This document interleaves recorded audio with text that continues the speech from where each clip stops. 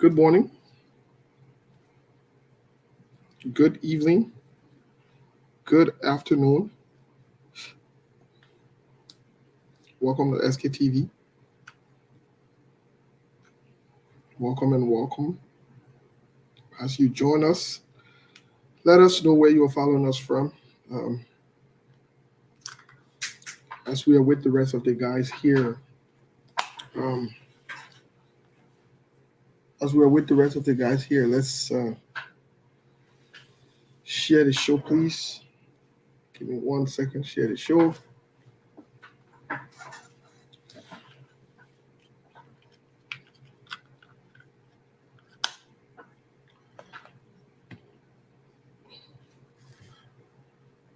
Share the show, please. Uh-uh. Uh-uh, uh-uh, uh-uh, uh-uh.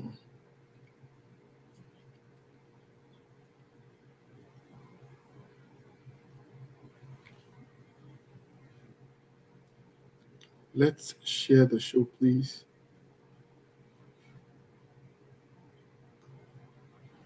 Folks, let's share the show as you join us and morning. Bonjour, bonjour, bonjour.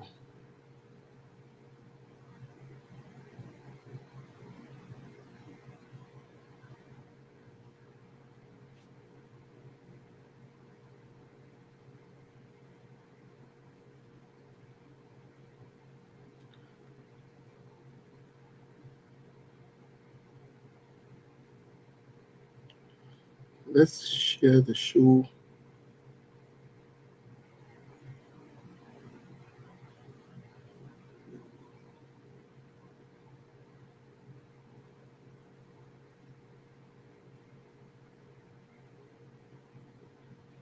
Good morning.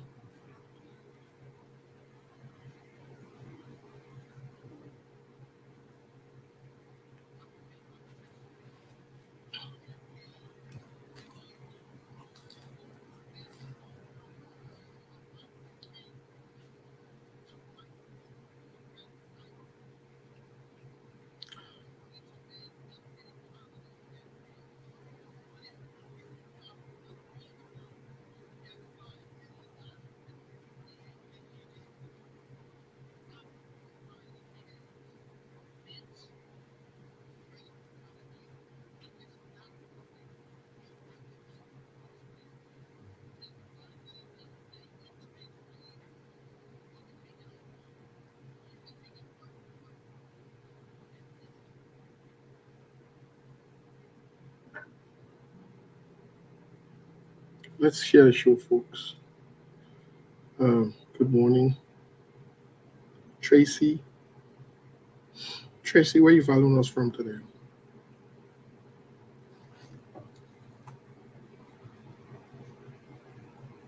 Tracy, where are you following us from? Tracy Vincent.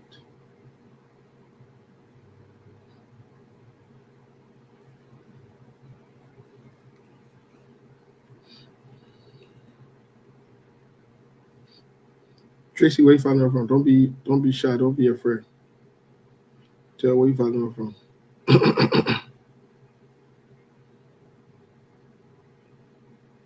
Folks, let's share the show. Following from Dubai. Oh, you in cool country, eh? Yeah. Okay, I see. You chilling in good country, eh? All right, I see. Anyway, let's share the show, folks. Milpon, Sekou, Monk, and the rest of the team will be joining us. We'll be recognizing you here in a jiffy. Just give me a second. Um, give me a second here. I'm doing something. I'm getting some kind of information going on here. But let's share the show in the meantime. So Tracy, you big girl, you're enjoying it. You're enjoying Dubai. Okay. Tell people then what I will say hello. We will not in Dubai all year. But let's share the show, folks. We have a lot of interesting things to talk about. A lot of interesting things. You will As always, SKTV. Let's share the show. Let's share the show. You never know, right? So for some people can get let me call about me. I only one person here now today. Mustafa Balo.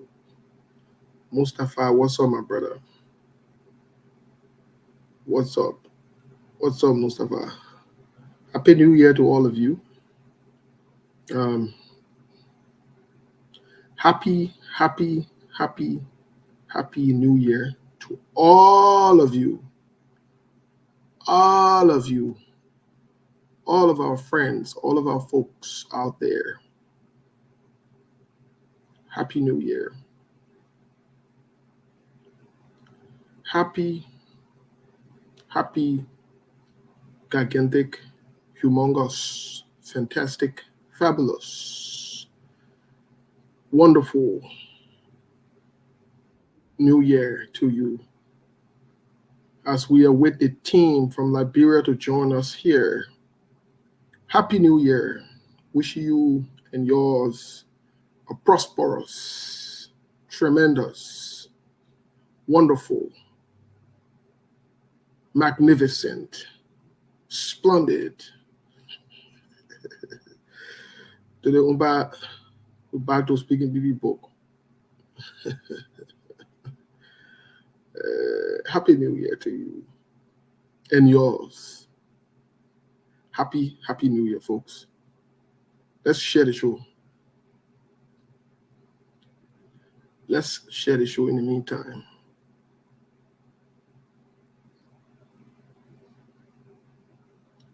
Let's share the show in the meantime.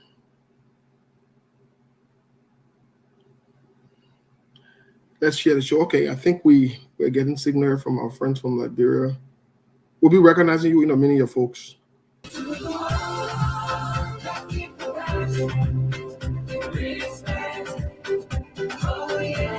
Milburn, what's going on, my man? You're chilling, Bennett. You're chilling, Bennett. You can't leave chilling. You can't leave chilling, Bennett. Hey, see it? Oh, God. Look at, oh, well, Steve, how come I'm seeing Steve of chapter 3, verse 8 to 23? What kind of thing is that? That wouldn't be balling and where they kind of hot. No, because no, man, no. You gotta tell me, Steve, tell me what going on. Tell me what's going on, bro. You will be fine. You will explain tired. No evidence, my brother. Oh, yeah. No evidence, brother. You will explain tired. Oh, yeah. Tell me. I'm seeing Steve chapter 3, verse 8. You will explain tired, my brother. Oh, yeah. What's up? What can happen? Because with no evidence. Who be boarding and where they kind of hot? But I know I can see it. Man. Oh, wow. They are not protecting my brother. No wonder. I'm seeing it though. That they have bring breaking handles on people. They particularly hot. No, stop it. Yeah, forget that thing, brother. Stop it. Lead that one. We're not understand. Yeah, me, we're not on that thing today. We're not on it. So what's up? What's going on? My man, I woke up very excited, jubilant, as always, rejuvenated, hopeful, optimistic. About the future, about life. So how you see me there? I mean, the thing I can make poor vegan me over. Okay. Now what you very smart. The thing I can make poor vegan me over. After we leave Facebook Live go on, right? We leave the show, we move on. I'm gonna put on the talk after the show. Also, the girl verse, when they can't get it, they'll be complaining, they're saying, all of their giant, they can be calling us. Yeah, but you know the thing about it? You know the good thing about it? You know the good thing about it? As they're getting versed, they're showing that they're trying to call because even God himself can get versed. So children of God are supposed to get versed. It's not anything to get. In fact, when you get versed, that means you demonstrate that you somebody who from God. Oh, yeah. Oh, I tell you. Yes, Oh, yes, indeed. Because but you get a you're scripture? correct. Because no, you're correct. Because when Jonah was giving God a hard time, that's the thing. I'm also not gonna be looking at some people on his eye. They behaving Yeah, something. No, there are people that can challenge God. Some of you don't even know. Even to a certain way, when Jesus Christ came on this earth, in fact, he allowed himself to be heavily challenged. But sometimes I think you talk about pastor, people want to come for you. I don't know, Steve. Something like that. I don't even know what kind of problem is this. But Jonah escaped from God. And God said, look at the world. Where you want to go? Anywhere you go, I'm there. Then he said, you want anywhere go in the ship, I'm there. So after everything you were doing, I think that he thought you were running away and so on. So God just stepped the ship to extend her. The people said, no, I think we got to play the dance. Some of you that don't even know today, we play dance, but they're coming from all the kind of thing. All these things started from way back. So the people got to play dance to know as to what's going on. How come this ship is not moving the way it used to and the waves are too much? So when the people play the dance, they say, okay, we want to know, my man, come out. That means they put a Steve in and they call Steve out. Steve, come out because you're looking strange about us. So they play Gammo to get to smoke where you need Jonah out. Because Seriously? the rolling or dies, that mean that a Gammo. Oh yeah, yes, indeed. So that mean Gammo in the Bible. My man, no, Steve, forgot that. You may see that way. You better. Gammo in Bible. Don't make a vision on the big calling oil. Give us Steve. Gammo in Bible. Gammo in Bible. What do you throw that way mean? So the people, no, seriously. So the people throw the darks to know as to what was the cause. Oh my yeah, man. Get to the issue. Yeah, so some of you that can easily read the Bible, some of you that can easily read the Bible, actually, you're not doing well for yourself. Read the Bible. The Bible is just so simple. In fact, even it's on the internet. Download the Bible on the Play Store and see all of the scriptures, everything there. So, in fact, if you're a woman right now and you're listening to us, read the book of Ruth and know what happened between Naomi, this and that, all these stories. You'll be able to be humble. Yeah, man. Go ahead. You can't be the Naomi. I mean, the Naomi and Lopu. Go ahead, my brother. What's up, Chief? Well, anyway, we're about to get Monk on really quick here. Oh yeah, Monk. I just seen Monk here. Let me see if I can get Monk on. Let's see here. Monk, my man, what's going on? What's going on? What's happening? Man, another day. All right, the viewing audience and the man on the other side, Mr. Mabel. Yeah, what's up, Chief? What's going on? Today Saturday, Monk. We thank God for life, brother. I tell you guys, every day we are on this planet is another testimony. Is a day to be grateful for. Once you are amongst the living, you want to enjoy the littlest things, because when they are taken away from you, that's when you start to appreciate them. But every day, the air you breathe, the sunlight, the food, just enjoy it every day, one day at a time. That's just what life is all about. And we are here another day. Yes, most definitely. So we are here, like you said, for another day by the grace of God. Folks, you are not sharing the show from what I'm realizing and noticing. Some of you let's share the show, folks. Before you lose your God power, your God mouth, before you lose your potential jobs, offers that you will be getting. Listen, when you share the show, you will not die. You will not die. You will still get your job if you still get it. What's will happen will still happen.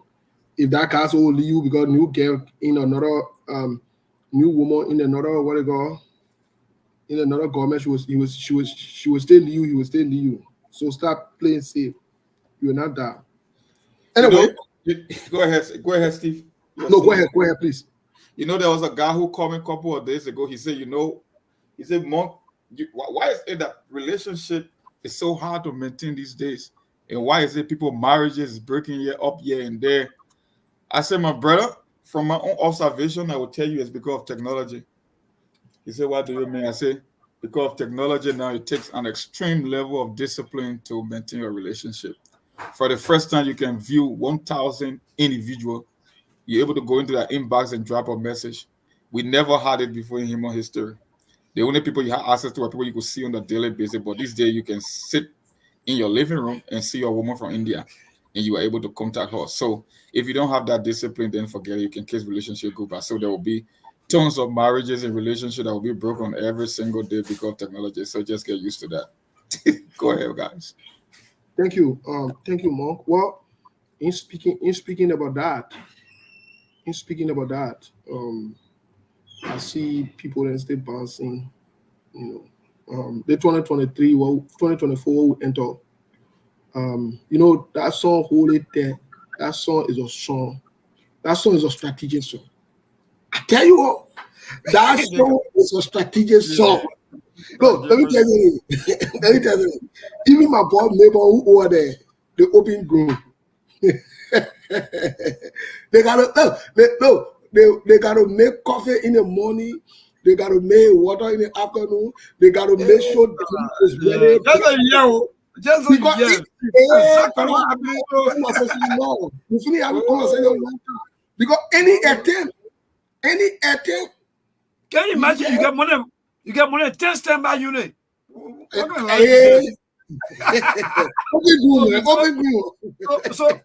business man were right. If you get money 10 standby unit, now I see people complaining.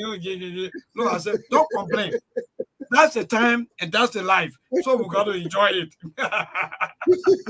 That's why we as Baptist brothers, my Baptist brother Milborn, my many people don't understand. Sometimes they can get very over no reason, but we are very practical and realistic. 100%, my brother, 100%. Look, and this is one of the reasons, to be quite honest, this is one of the reasons people gravitate towards SKTV.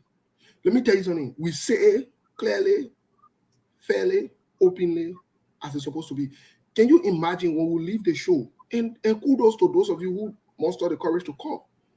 Some of these men of God, women of God, political leaders, other actors, potential leaders and leaders in the community will call us.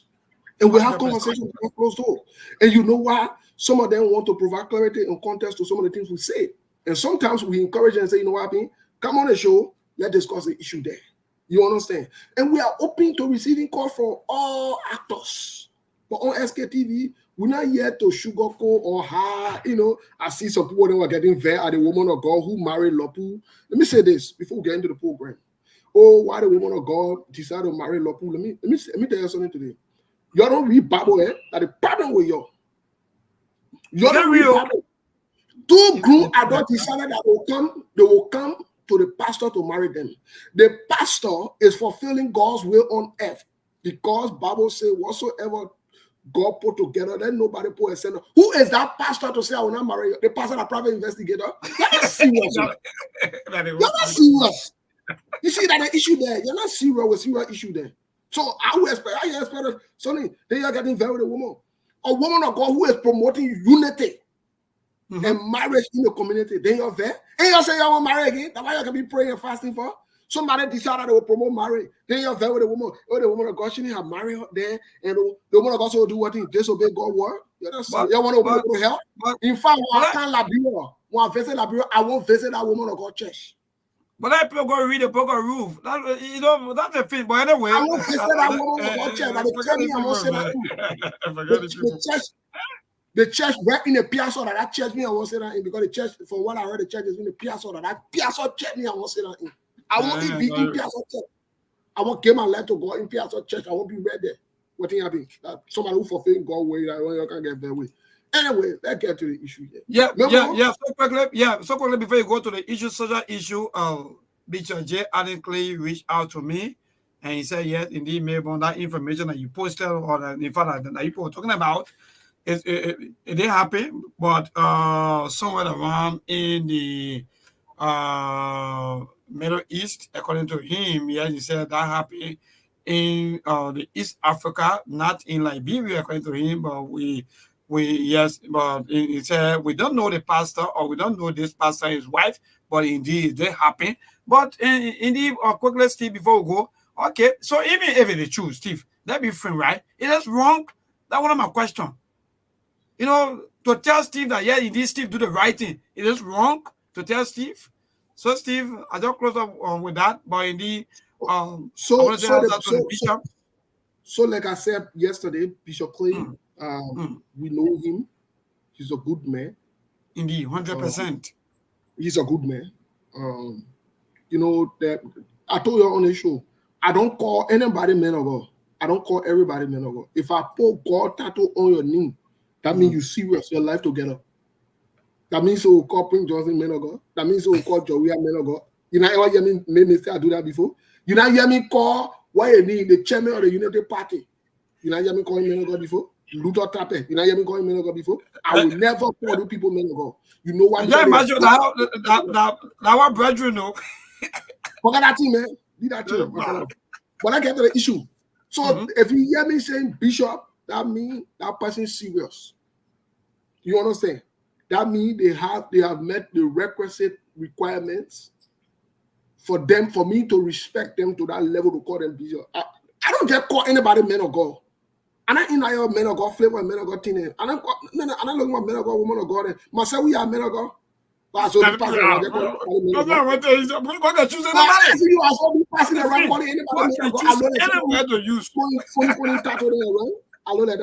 I saw be one of that people that we just throwing tattoo around to inflate people's egos. No, I don't do that.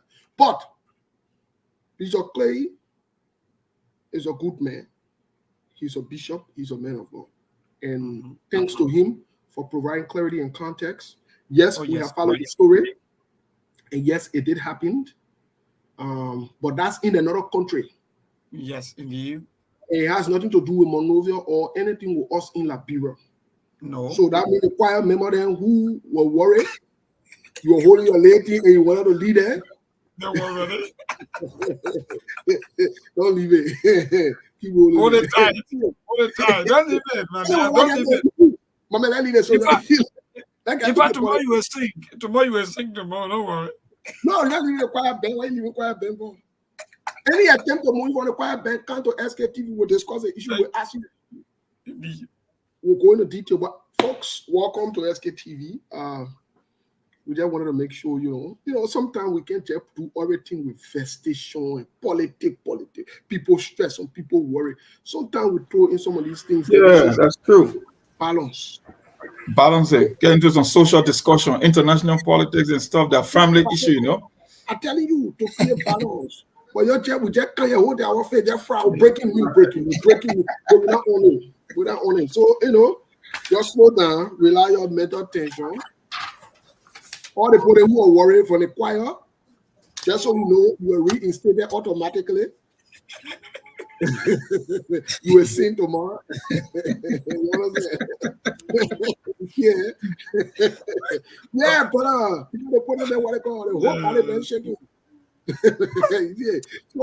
So don't worry, your life together right now. You will stay in the choir. Your choir gown that you get, you don't turn it over because I can wear the chair on Sunday. Don't turn the gown over. They have not requested it. Press it to net. Make sure. You know, when you come and do your one or two things, just press it quiet down, nicely, put your leg together, confess the sin, chauffeur to the old man. Tomorrow, first Sunday, chauffeur in where? Yeah. Because I know I'm a body to them, but the penny airboat, making things happen to them. Then tomorrow, everybody in where? First Sunday, chair will be choked. We'll be there.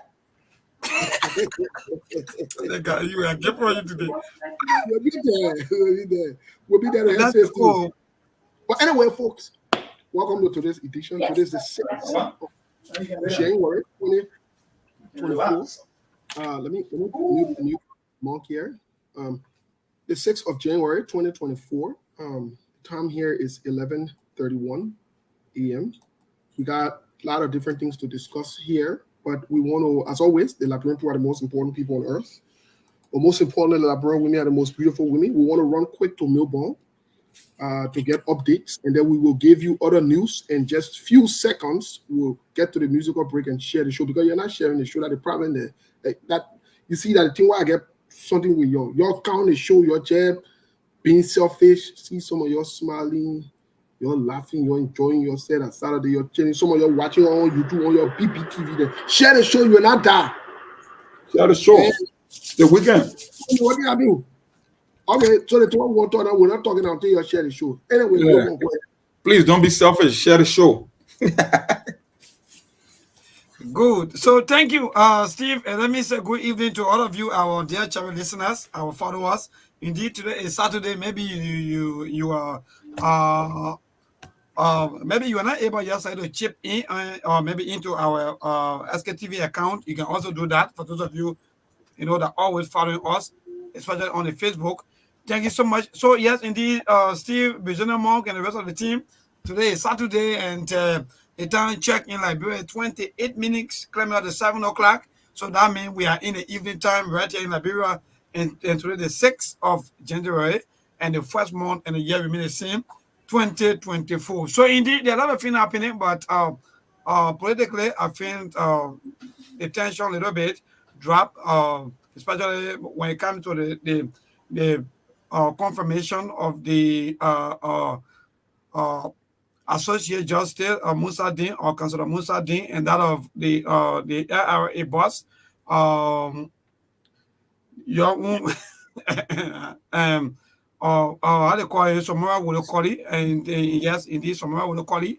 So indeed, they're a little drop in the tension. So we're still waiting as to maybe it's going to happen on Monday, because if that happen on Monday, then that may likely happen on Tuesday, because the 54 House of Legislature will be ending on Tuesday by the grace of God. So indeed, when it comes to other news, we overheard that Quita Johnson, is that the name of stand to be corrected, or Queen Queen Johnson? Johnson, right? I don't know. Yes, indeed, Queen Johnson. We heard that in fact she was arrested, but then later on, in less than hours or so forth, we understand, according to the Liberia National Police, that in fact she was escorted by one of the Liberia National Police officer out of the country. We don't know why and so on, but these are news that we've been hearing across the country, and we are still doing everything possible to still get all of the facts as to what lead to that or so on. But indeed, politically, the country is a little bit stable. There's no much political news on today, and the inaugural team yesterday, after the budget that been approved by the president of the republic, President George Manawia, and that of the city government. So the inaugural team, they are doing everything possible that the process be uh, successful comes January 22nd, 2024. So these are some of the happening, and the cleanup activities also ongoing, coming from the rescue team. They are doing everything possible to get the city a little bit clean up and beautiful. So far so good. These are some of the happening. And other major news later on, maybe during the time of our broadcast, I'm going to chip in also with that. Okay, Melbourne, thank you so much for the update. Quickly, in other news here for us, we're still following the situation around the world. You know, this morning I was reading different article. Lloyd, who's the current Secretary of Defense here, which means Defense Minister. He was admitted to the hospital, and he did not. It was not released from the Pentagon. From the Ministry of Defense. In other words, it was not released to the public. The public was not aware. So you see, just the man going to the hospital, the fact that he's a public officer, the public need to know. And you understand? It's a serious thing in the United States and other serious minor country, where in public officials, because these people are paid by the public, by taxpayers. So when they make moves, people need to be aware. You understand? And so it raised some concerns. It's been reported in different medias and so forth. But in other news, Anthony Blinken yesterday landed in Israel, trying to ensure that they curtail this whole fighting that's going on with Hamas, and Hezbollah. The war seems to be escalating in our part of the world, and it's raising some serious concern, like we said yesterday. So we wanted to bring that to you in other news. Very, very concerning. Very, very, very, very concerning. We want to also, those of you who did not follow yesterday, we want to also bring to your attention, we'll recap what we said yesterday about Representative Akaras Gray with his accusation on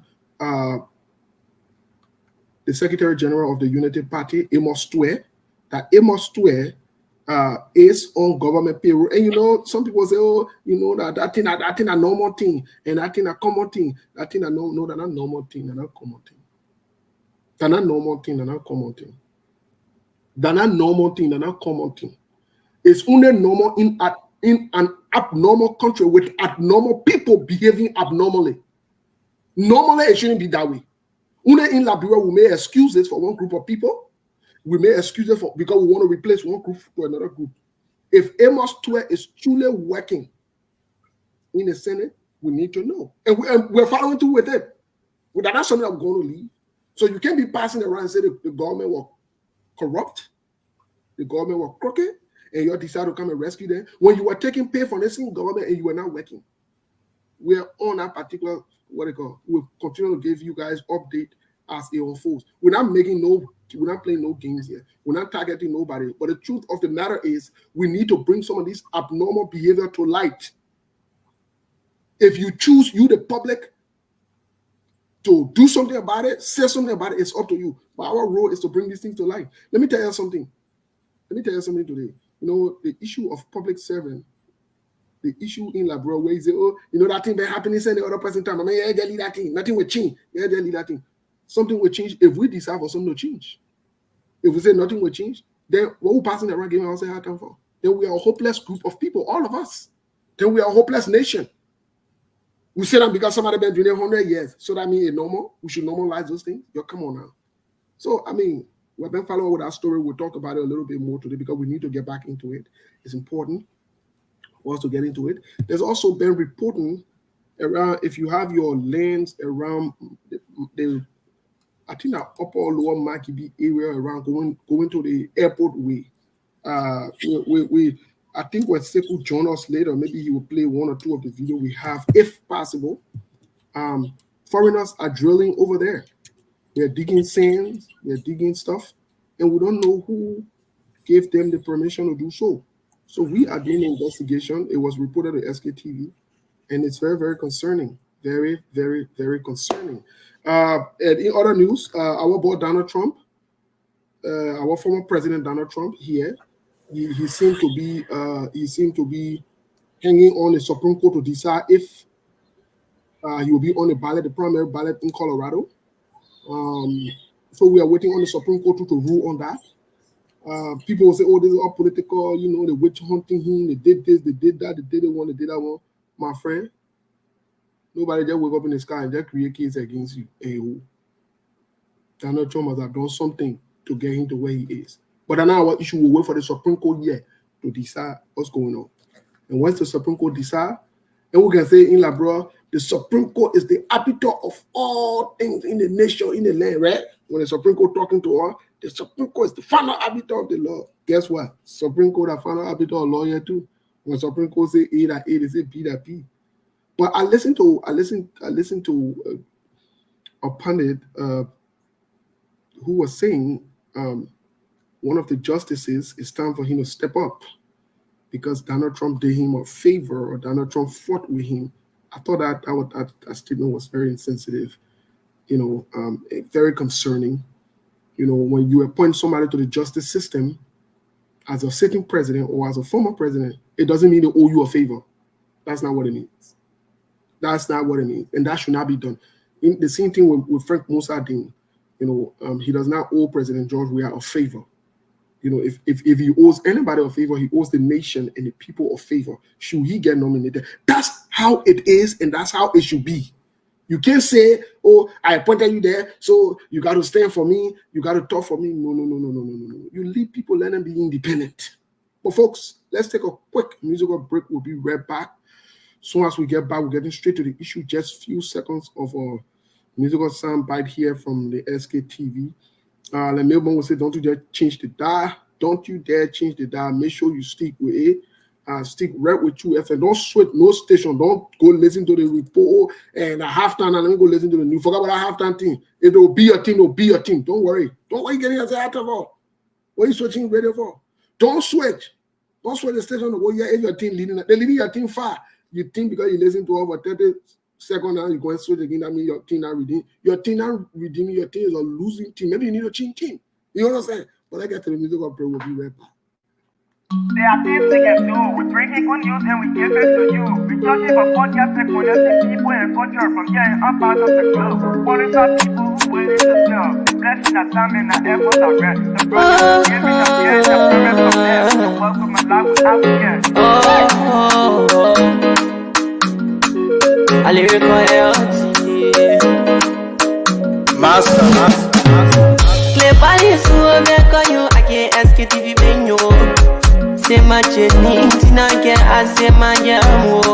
And you no money, the more I know. And you love our money, the more I know. Let's go TV, the best in Liberia. Let's go TV, the best in Africa. Let's go TV, the best in Mama Liberia. Must hold by the lofa and grandfather. And I delay ya to money, and I salia ya to money, and I wanna play ya to money, and I could do ya to money, and I delay ya to money, and I salia ya to money, and I wanna play ya to money, and I could do ya to money, and I don't get it now ya to money. That's the biggie, and I don't get it now. Cause you wanna call my ya to money. Yeah. Let's go TV, the best in Liberia. Let's go TV, the best in Africa. Let's go TV, the best in Mama Liberia. Must hold by the lofa and grandfather. There are things we can do. We bring in good news and we give it to you. We talking about podcasts and connecting people and culture from here and up out of the globe. Foreign people who waiting to sell. The flesh, that time and the efforts are rare. The broadcast we giving are real and the promise my best. To work with my life without fear. From grandfather Nima to Lufa, from Riverside to Raji to Chide, from Grand Crew, Bombing, Cape Mount, Montserrat to San to Backwalu, from Maryland, Bonkan to the Mikey B. We the best in the land, yeah, LIB. We the best in the land, yeah, LIB. We the best in the land, yeah, LIB. Let's go TV, the best in Liberia. Let's go TV, the best in Africa. Okay, folks, we are here. We are back with Melbourne and my man Saros. Saros, really quick. I want to revisit something here. Some people might say, they may not have to deal with, or they may not do. They can't lead things. I want to revisit something here, especially on the accusation, and we're hoping to have, just for the record, we're hoping to have either Representative Akara's great call to provide context or clarity to some of the things you say, or to provide more information or detail, regarding what we see or what we've read about his accusation of Amos Twe. Cyrus, let's keep all factor constant here based on these allegations. What does it say? What does it say about not just anybody, but the Secretary General of the Unity Party, if in fact, because this allegation has not been disproved yet by him or by anybody from the Unity Party, that not just anybody was accused. The Secretary General, the third man in command of the Unity Party. What says you?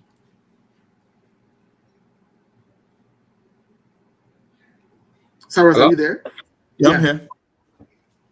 Yeah, what's concerning this issue, I want more details to come out in terms of clarity, because I remember when Amos Twe, back then when he was dismissed, I think he was one of those that raised the flag that he was still receiving money going into his, checking account, and he was no longer in that position. So based on the history here, I'm going to give him the benefit of the doubt. I don't know what Carlos Gray is talking about, but like he said, he needs to come up with more clarity and more information on the accusation, and then you can be able to weigh in on that. Because while Carlos Gray is saying he contradicted the history of Amos Twe, because I can remember a few years ago when Amos Twe was relieved of his duty, he was one of those that raised the flag, say, you know what, I haven't been employed, I no longer work in the government, but on a couple of occasions, there were funds deposited into my account as pay. And I mean, I don't know about too many people that did that anyway. So he was transparent back then. So who knows? We need more information and more clarity on that. So that won't be something I want to go into in depth until we can get more information and clarity from the man who's making the accusation himself at Carlsberg. Okay, I mean that's a fair assertion. That's a fair point. Milborn, what say you on this whole on the whole side? I know we spoke about it briefly yesterday, but we want to revisit it really quick before we move any further. Yes, but to Brazilian Monk got me a little bit confused when he said Amos 12 talk about that. I don't know when, but I can still recall, I think that was the Secretary General of the Liberty Party who talked about that indeed at that time he was. So you are saying Martin Kohler? Thank you. Yes, Martin Kohler resigned from Senator Darius Dillon's office. Thank you. That he was still receiving his payment. Exactly. But so I can't recall Amos talking about that. But anyway, I still stand. Yeah, Amos was part of that too. I mean, he didn't make headline like Martin Kohler, but he raised the same thing that after he left his post, money was deposited in his account. Yeah, Amos too. I can remember. Okay. All right, that's good. So moving forward, yes, I think yesterday, if you can still recall, for me, I keep saying that indeed that's the kind of a society that we have, and that's the kind of country. But these are kind of things. Sometimes when you go back to the Bible, people say, "Oh, you know," because the coal is in your eye, but then you tell another person to clean the coal from their eye, which of course you know very well that the coal is in your eye, but you feel relaxed. You feel that, oh yes, my coal is less coal, so no one. In fact, let me deal with Steve or maybe Brazilian Monk so that he can clean the coal from his eye. So moving forward, I can tell you that even the new government are coming in, all these things going to happen, and nobody going to stop it. Or with all of the noise that all of them they are all making around there, Steve, nobody going to stop it because there'll be double dipping.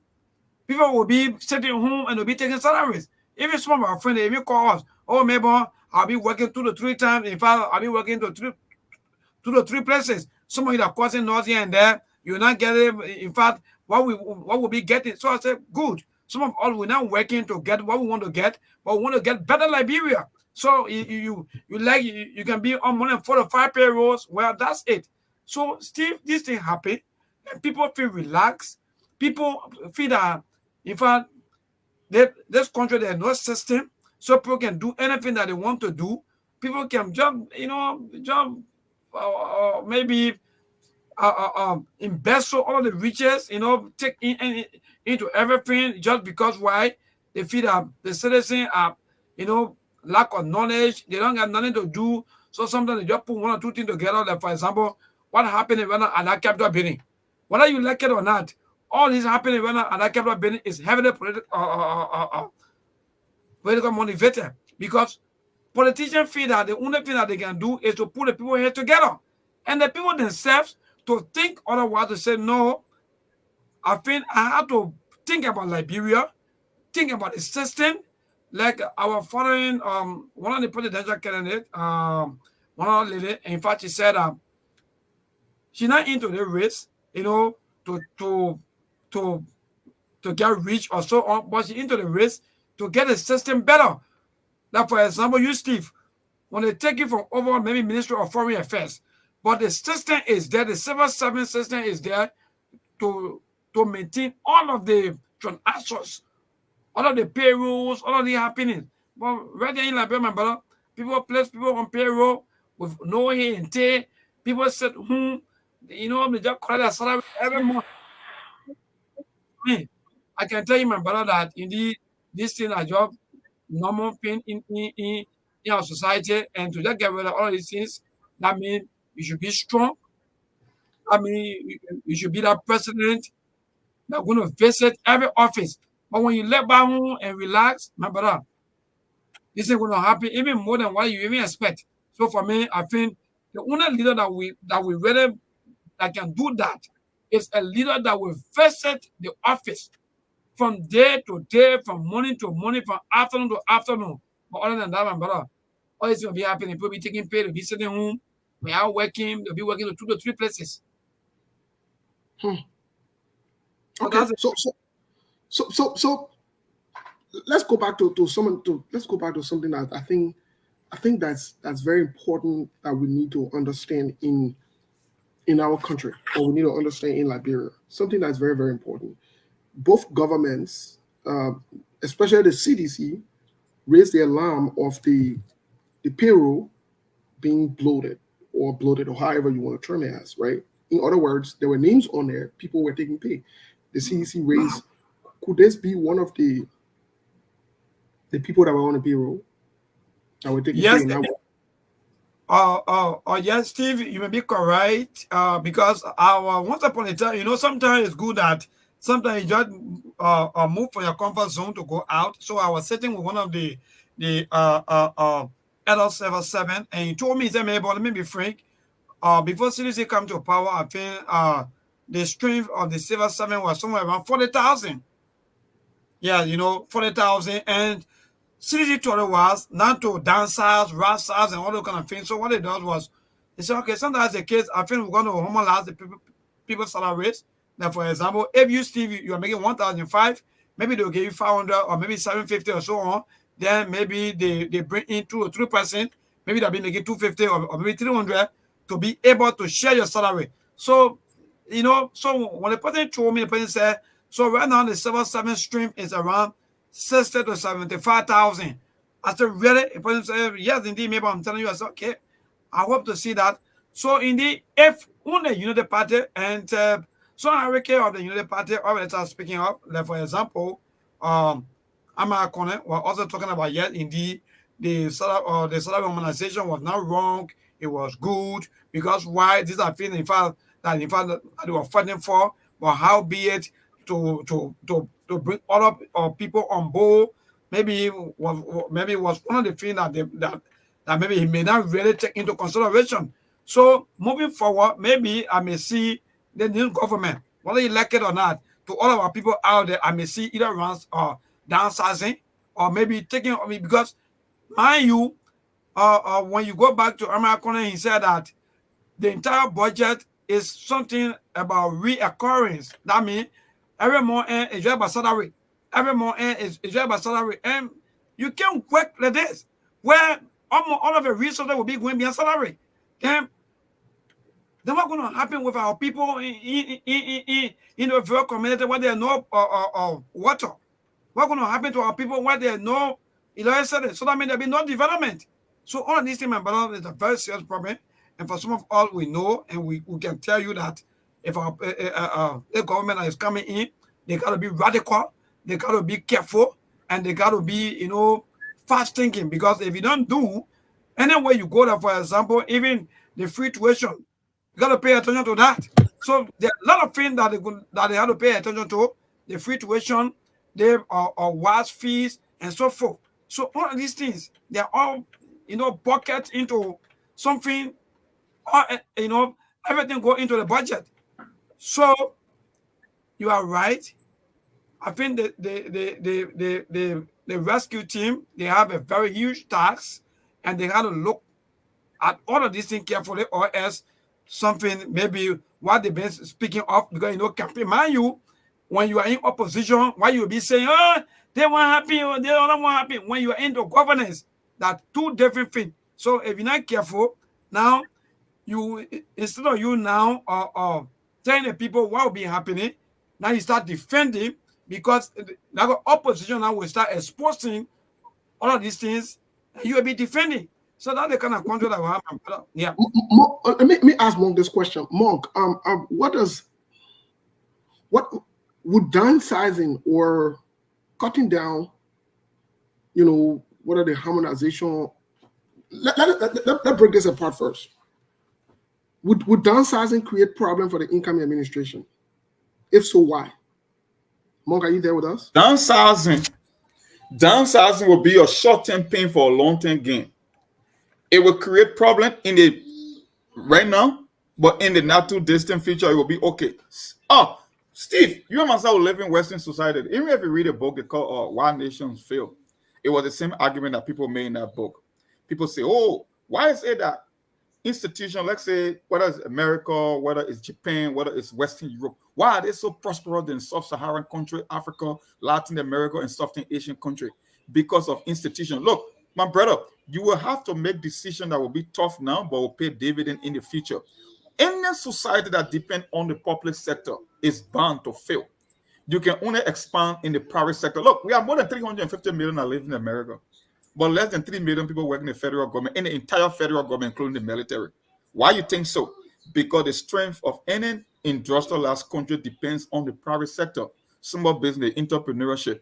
In our country, it's the complete opposite. Everybody flocks to government. Everybody think they can stay on the payroll. Everybody believe they can work less.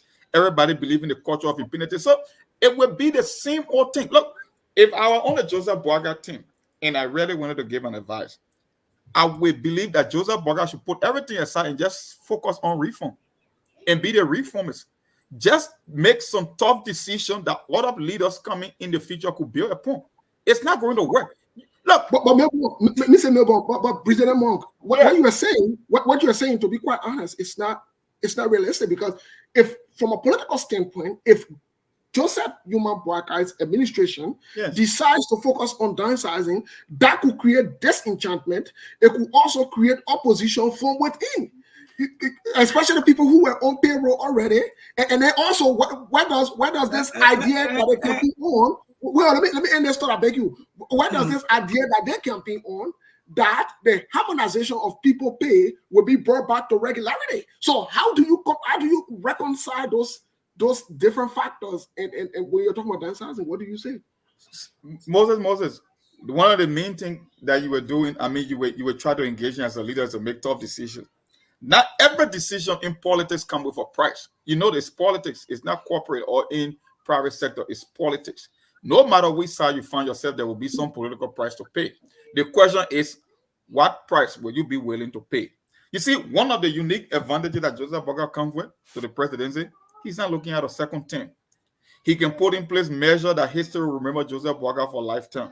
That is why I'm saying, look, you see, you can come with different leadership idea and leadership structure. At the end of the day, for me, I believe in situational leadership.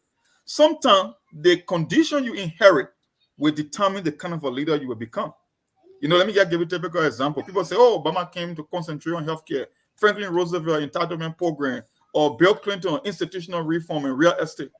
George Bush had to focus on something called national security. You know why? Because when George Bush was naming his cabinet member, that when terrorists attacked America and killed 3,000 Americans on a single day. So it fundamentally changed the idea or the perception of how he was going to govern. He had to confront terrorists because his government wasn't even in power when the country was attacked. He was still naming a cabinet member. So me, I believe in situational leadership. Whether in situation Joseph Boaga inherit, look, Joseph Boaga is not going to perform miracle. I don't believe Joseph Boaga come with any new idea that will fundamentally change Liberia, whether it's about education, whether it's about healthcare, whether it's about infrastructure. But one thing Joseph Boaga could do, he could put in place certain measures that will make him to be a revered figure and remember in history. Whether it's about accountability, whether it's about war and economic crime code, whether it's about electoral reform, whether it's about judicial reform, these are things that are achievable. And there will be a price to pay, but it won't be too much of a price than trying to do too much and not accomplishing anything. Look, there will not be a decision that Joseph Boaga is going to make that won't affect somebody. Whether he can increase the number of government employees or downsize, he will still have to pay the price. The question is, what will the country benefit from the decision that he's going to be making in the not too distant future? So Morgan Milborn, let's break this down a little bit more, because just talking about downsizing or one of the pledges, one of the plans where they were going to restore those whose salaries were harmonized, because civil servants and other people, and again, this is why when you're campaigning, it's good to be as realistic as possible. It's also good to be fair in your assertion. You don't overly promise, and you also do not go and create this illusion that you are going to change this automatically or whatever it is. So Monk, you are saying that as opposed to restoring people's wages that were cut based on the harmonization policy from the CDC, you are saying skip from that. don't worry about restoring people wages. Maybe people were making $100. That the pays were cut down to maybe some of them making $30, $40, or even $50 into it was sliced into half. So you are saying this civil servant who voted for you with the hope that you will carry on you bring back the pay to $100. That's no longer the concern. You even if possible say you want to let someone then go because is that what you're saying, Mark? Okay. You want to go in or you want me to come in to respond to that question? You come in. Moses. Joseph Boaga, one of the reasons Joseph Boaga was elected is this idea that he understands government, that he been in the bureaucracy for too long. Joseph Boaga got a good sense as to the number of employees it would take in terms of payroll that would make his government efficient, lean, and up to the tax. Like I said, there will be consequences for every decision that Joseph Boaga is going to make. If Joseph Boaga believes that you need nothing more than 35,000 employees on government payroll that will make the government to function or operate efficiently, then what would be the essence of keeping 50 to 55,000 people on the payroll? Why would you want to bring it after 15,000? Yeah, some people will have to go home. If that's what it takes to get the government going. But like I said, so you are saying, wait. Sorry, I beg you, Mark. Let me hold you there. Yes. Because this is interesting. On a campaign, you reassure people. In fact, there's a campaign song about several harmonization. We even come to the aspect of the kush and everything. Well, like so you are saying. Yeah, I think Melbourne. Go there. Finish them. Melbourne coming down. I'll get to you, but let me interfere. Let me interfere really quick, or let me interrupt more for a second. So you are saying those civil servants who voted, who stood under the ring, you are saying to them now, that was all the things in our political talk, all the things in our rhetorics. Some of you might probably be let go, or will fire you, or you will not be able to keep your job. And the whole harmonization thing that would say we're going to restore your pay, it will not happen, unfortunately. Is that what you're saying to voters? Or is that what you're saying to the Liberian people? You referring to me or are you referring to Melbourne? Yes, you Monk. What do you say? Yeah, I know you want to bring in the issue about what he said on the campaign trail. Look, we all understand the nature of politics. And Melbourne said it right. There is a difference between campaigning and governing. That's a fundamental difference. There are a lot of things politicians say. If you want to do it holistically on the global scale, 75% of things politicians say they don't implement. We all know that. That's just the nature of the business. I'm not saying that in most cases they are going to be deceptive, but that's just the nature of the sport. You say things, some people can be a populist, they say things to rile all the base, they want people to vote for them. But when it comes to governing, because the difference between governing is you are not president for only your how do you call it, your partisans. You become the president for the entire country, including those in the opposition. So at that stage, it's not about what you promise, it's about what benefits the most. It's about what benefits the entire country. If Joseph Boaga believes, either way Joseph Boaga goes, there will still be repercussion. He could go back to pre-existing numbers of employees in the government, that is from Madam Salif. If he understands that so and so number was needed to keep the bureaucracy running and to keep the government efficient, you got to go with that. Or if you want to satisfy the opposition and be like, okay, we're going to keep sedition on board, even though it's affecting the country negatively because you have an over-bloated payroll. People are complaining. People are saying their wages cannot meet inflation. The cost of living is getting higher and all those stuff. The question is, which of the two decisions is going to help the country in the long run? Are you going to keep a lot of people that won't add any value to the government just to keep them on payroll, or to go back to pre-existing numbers in order for the government to be efficient and cut down excessive spending? Because it's one of the things that keep holding Liberia back. We spend the vast majority of the budget on recurring expenditure. It's just payroll. That is why we cannot make future investment, because by the time the government finish distributing wages throughout the year, you find out that maybe 75 to 80% of the government fund is all going in payroll. Where are the roads? Where are the schools? Where are the hospital? Where are the technology? You are not making future investments. So technically you are going nowhere. At this stage, which decision do you make? Okay, I mean that's a fair assertion, Mark. I mean that is a fair point. But also let me ask Melbourne this question, because for today's conversation we stick with civil servants the bread and butter issues, the day-to-day activities, the hope that people have about restoring their salaries from harmonization, and how we all criticize the harmonization process or policies, especially the way in which it was implemented, when it first came down, the way it was rolled out, or whatever it is, or very unexpectedly, a popular government comes to power for the people, by the people, and all of a sudden, harmonization kicks in, right? So today, another government comes in, which on the 22nd, they will be in office, 16 more days to go, right? And so the question today becomes, Mark, Mr. Mark, Melbourne, you talked earlier about even retaining the WIAX fees and so forth. But let me push you on that just a little bit, right? Because we initially, when the issue of the WIAX and student tuition came out, we recommended to the government that it's not necessarily a bad idea, but let this be legislated so it becomes a law. So the whole issue, let get the benefit of the doubt to the Joseph Yuma Braga-led administration, it's not binding. And the reason for that, again, is not binding. In other words, when we use the word it's not binding for our people, then, in simple English, it means Joseph Braga not forced to do it. There's no law on the books, right? That's why we told the government from the initial stage, instead of making it a presidential project or a CDC project, we thought it would benefit the nation should this become, legalized, legislated, then it is binding.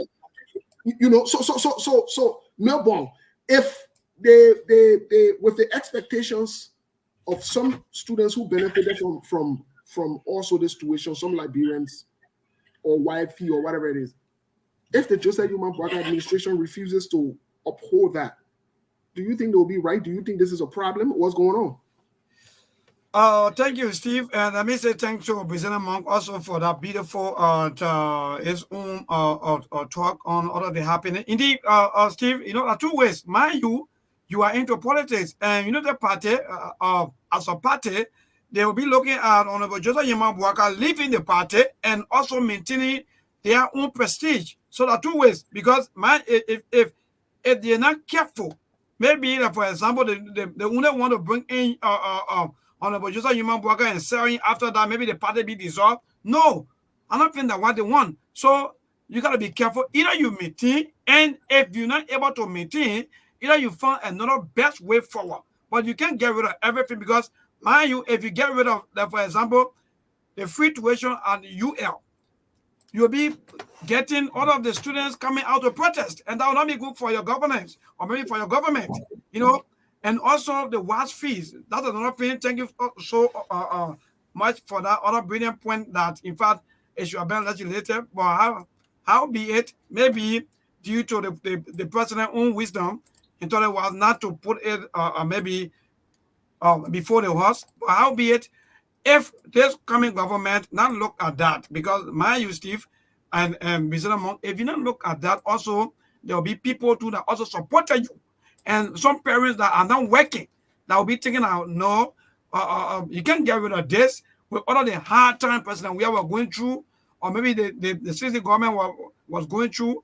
We talk all of the criticism that we did, but still city government were able to maintain. And you can't come in to say, in fact, you want to rescue us, then in less than a year, you want to get rid of this. So, all these things will be interplay. So for me, what I'm saying is either you maintain or maybe you find the best way forward. But moving forward to the Civil 7, let me be frank, the Civil 7, I think they are still making a mistake. They shouldn't be used as a maybe political political branch or something. Don't use yourself in our form and manners, because whether you like it or not, these people, they will come into power and they will start forget about you. Or Steve and the other President Monk, whether you like it or not, civil service salaries will not go up. That's just the fact. It will not go up.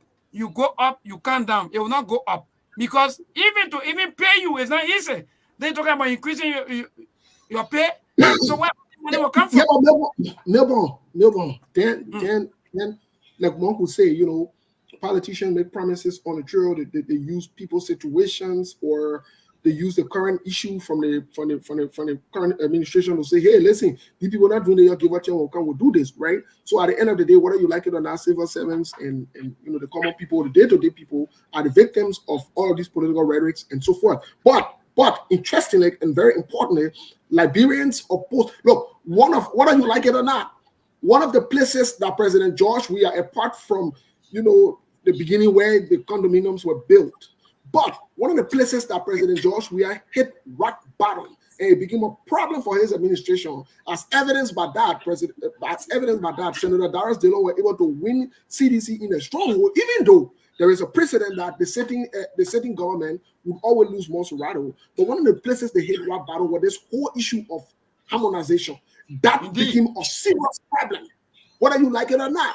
In as much as Samuel Twe and other people try to intellectualize it, it became a serious problem. It became a serious hit because of the way and manner in which this policy was introduced, infused, and pushed on the people without any notice, without any alert. Out of a sudden, it just happened. Monk, let me ask you this question. Let's not joke about this because this is important. We'll open the lines early so that we can hear from the Liberian people about this. This issue of harmonization, if the Baka-led administration does not hold up to their promises, does not do what is right by restoring let's forget about downsizing here, by restoring people's pay to what it was before. We're not saying they should add more, but at least to where it was before, because that was the promise. That was one of the things they banged on, they inserted into the heads of the Liberian people, they pushed to the word at large that they would do so that they could restore people's livelihood. If this does not happen, do you think this could be a serious trouble for the incoming government from the get-go? What do you think? Well, it will be a problem, but like I said, leaders are not elected into office to make easy decisions. Leaders are elected into office to make tough decisions in critical times. The problem with the harmonization was not a smart economic policy. It was a political move. It was how sedition thought that they could pay the partisan by inflicting government payroll. So let me tell you something, Steve. If you are in a hole that was 100 feet deep and I threw a ladder that was 25 feet long, I'm not giving you a help. It might seem like a help, but that is not a help because the hole is much deeper than the ladder I'm sending you. The ladder is only 1/4 the depth of the particular hole. So if Joseph Boga wants to play politics to kind of satisfy his base or Unity Party partisan, then he could take one decision. But if he understands why it's right and why the country needs, especially inheriting a more difficult economic situation by virtue of CDC government, the hole that he's going to be in, then he will have to make a tough decision. Yeah, that decision may not favor the Unity Party folks, or it may not favor sedition, but somebody will have to go home unsatisfied. That's just the reality. My brother, you cannot escape the truth. You got to go with one or two options. The question is, make the better choice that will benefit everybody in the long run, as opposed to satisfying one group of people. Because let me tell you something.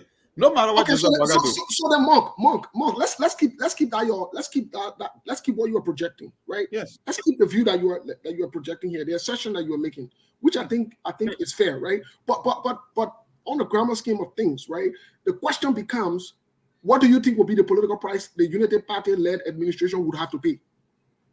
Well, there will be a price. Because it's one of the biggest advantages Joseph Boga came to the presidency with, the issue of a one exactly. Thing. So Joseph Boga, he ain't got to kiss nobody. I won't use that word behind. Joseph Boga should do the right thing because for him, there is not too much of a leverage when it comes to the political side in the long term. You are here for 6 years. You must put certain things in place. People believe that you are more mature, that you are the godfather of politics. You've been in the game for long. So they believe at this crucial moment in time, you are the one to get the job done. So why would you want to play politics? Why? There will be no incentive for playing politics. Just make the right decision and people will come on board no matter what. Like I said, you got two things. You got short-term pain for long-term gain or short-term gain for long-term pain. You got to make some tough decisions that people will benefit in the long run.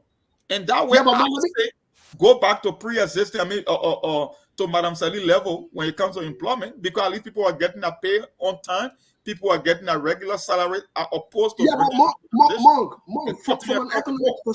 from an economic standpoint, before we open the lines here, from an economic standpoint, I want to play the devil advocate here for the CDC, right? the United Party over 12 years, not only that they inherited lots of money that came in, so they had a perfect opportunity to not do the harmonization. You had Omel, you had other people in Liberia at the time, right? So the economy at the time seemed very balanced because money was pouring in here and there. However, the CDC comes, Omel and other people leave the country. Now they are faced with a budget with a big low of group that were there. According to their quote unquote, they use the word the payroll was bloated and they had a lot of people on the payroll, whatever it is, right? According to CDC, in their view, in their policy, the reason that drove this policy was, hey, my people, we get plenty of abroad, we can't cut everybody off. And we're bringing other people to seditions. So we want to be able to get everybody on board, but to maintain everybody, we need to do the whole harmonization thing. So as evidence by that, we'll push the harmonization policy, keep some UPS that were on there, keep the other seditions that we're bringing on as well, so that everybody seemed happy. So the harmonization came through, right? Again, in as much as it might not have been timely, there was not time to educate the public and inform the public. It seemed that they just roll it out really quick, which seemed like a punch in the gut to some people. But one would say that. Now, the Unity Party-led government is inheriting similar thing. So my question is this.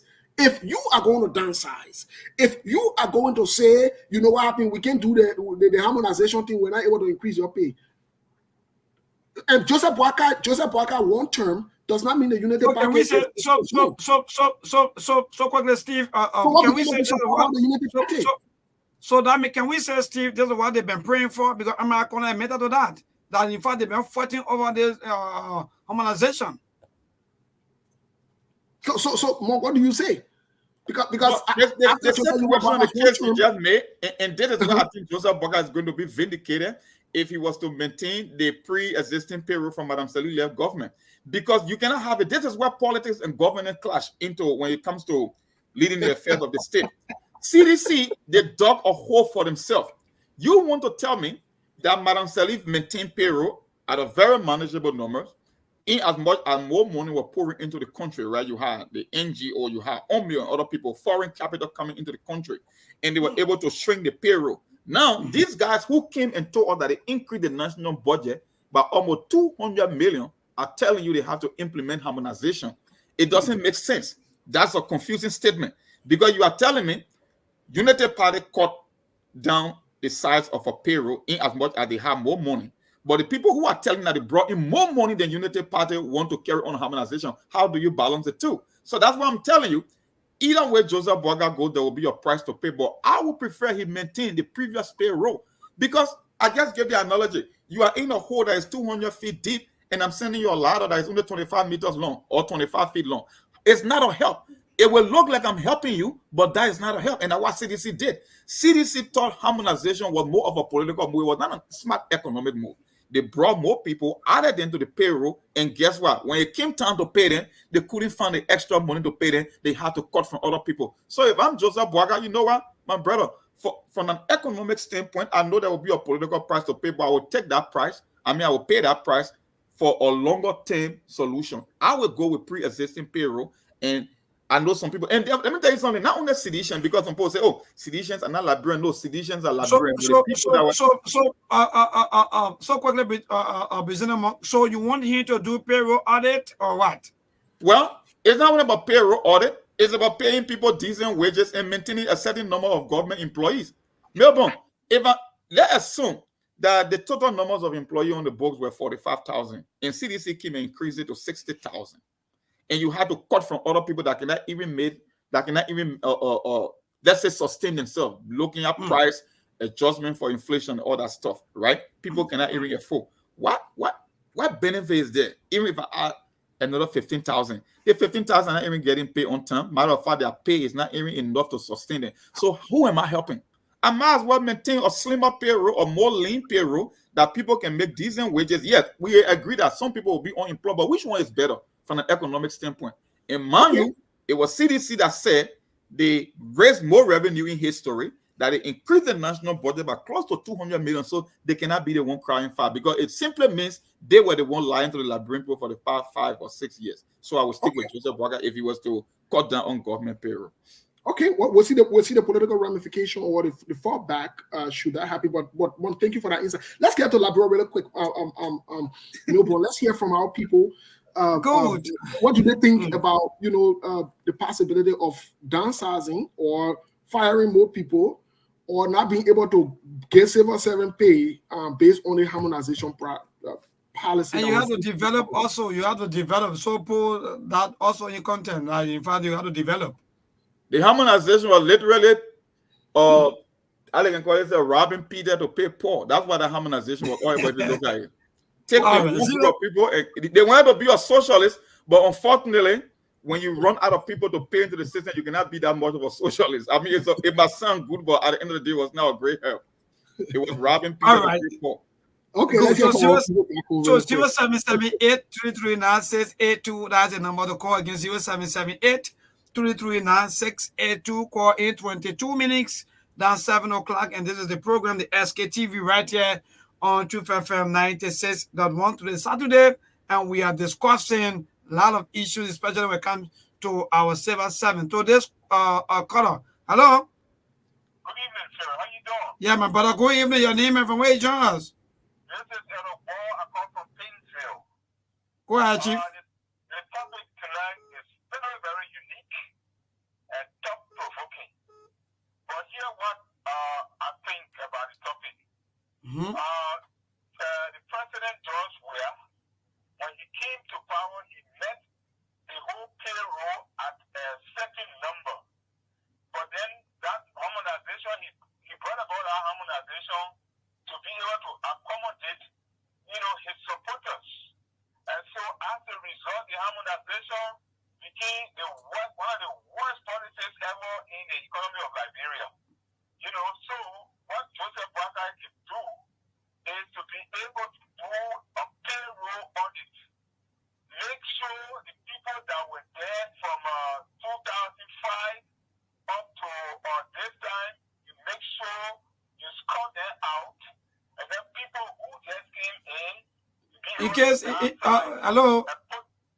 Yeah. In case some of the people they were maybe for example pensioner, because mind you, some people be pensioned that still were working somewhere for more than 10 years and they had a pension Steve to replace him. Oh yeah, that's what I'm talking about. Payroll audit. Okay. That you want to do that. Who all were audit? I mean, who all were pensioned? Who all were taking off the payroll by some means. You make sure you know them. Then the people that were brought on board, you be able to downsize and right size. Downsize? Will you not cause problem if you downsize? No, there will be problem. All right. To you, there will not be problem, but I guess there will be another problem. To this caller. Hello? Good evening. You must live from Red Light. Yeah, my brother, go ahead. God, thank you. Thank you for this very important topic tonight. Look, my brother, I'm sorry to say, but I will speak my mind. Elaborating in the diaspora state and analyze from that their view of which some ought to be persuadable. If you say that the harmonization was not in place, granted. So take into consideration, how many person, one person have two different payroll? One person, government. One person on two different payroll, that means you are talking about double dipping, right? Double dipping. Okay. That was, that record was there. And already government, how much any received in her government? And what the people said, I hadn't received one of the huge money, but said the salary was a little bit okay, people were taking pay. Based on that one, yeah, what does the brain have to understand? Any good economist would have said a calculate from that endpoint. You have 4 million, I want any cat 4 million in the country until I'm turning in because people were working with 4 million, they were paying those people also. And there are a lot of NGOs, there are a lot of companies also in Liberia. All right. Thank you so much. To this caller. Good evening. Hello? Hello? Yeah, my brother, go ahead. Your name and from where you join us? I'm calling from Mambasi. Okay, go ahead, Chief. Okay. You see, my brother, we have most of the guys who create parents for this country. Who? Because they want to generate. How now? Hello, excuse me. Hello. I want to give you chance. Yeah, but you can't job accused and say they don't want to cause problem. Many of them, Okay. To explain what the man had not designed. Hey, my man. Man, forget that one. So, you will show all that. How do we dance that? How do we do it? How do you know it? We are assuming the people are talking about how to get a fair share of the economy. Isn't that you're talking about? They don't know? My brother, let me get you the green make. Hey, my man, forget it, man. Talk what you want to talk. Go ahead. But don't say me. But we're not giving a chance now. Everybody giving them a chance.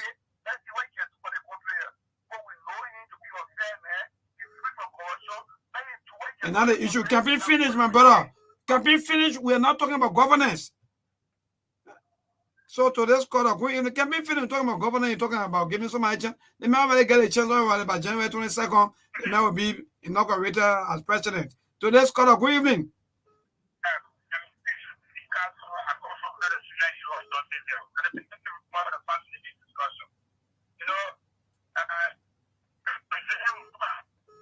We're not getting you, Chief. We're not getting you.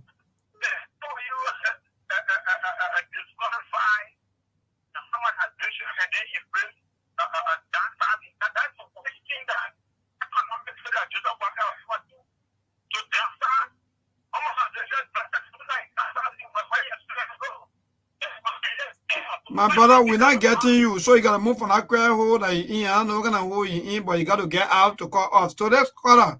Hello, good evening. Your name and from where you join us? Yeah, my brother, go ahead. Your name, yes, go ahead, Chief.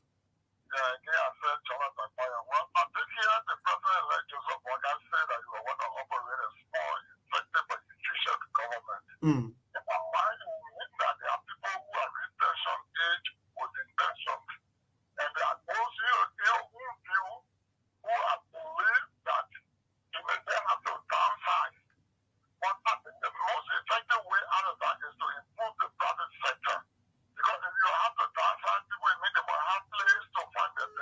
So I mean, when you order, they shouldn't put you down. Sometimes I know how you people see the word dancer. People can retire people, maybe when there are a lot of old people into the system.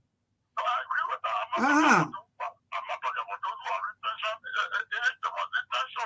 Those who are worked for the level time that deserve to be pension, they must be pension. All I'm saying, those who are not retention, but they must be downside. It means you got to look for a way out for them. That means they shouldn't do pick and choose their way. Maybe the first quarter talking about maybe to rule out some of the new people that have been employed, right?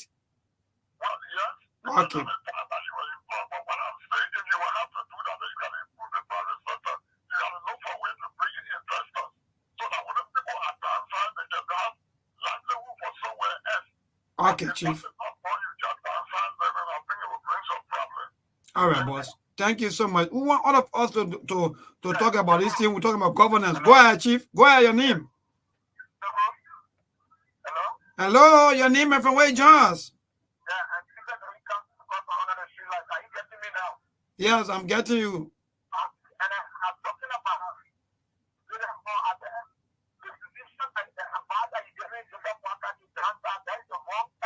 Nobody, hello. Some of there you go. Nobody is giving Honorable Bwaka and Eva to talk at that. Hey, just listen to me. Hello.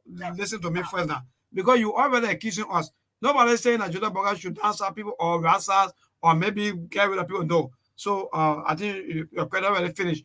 We are talking about how to maintain a payroll.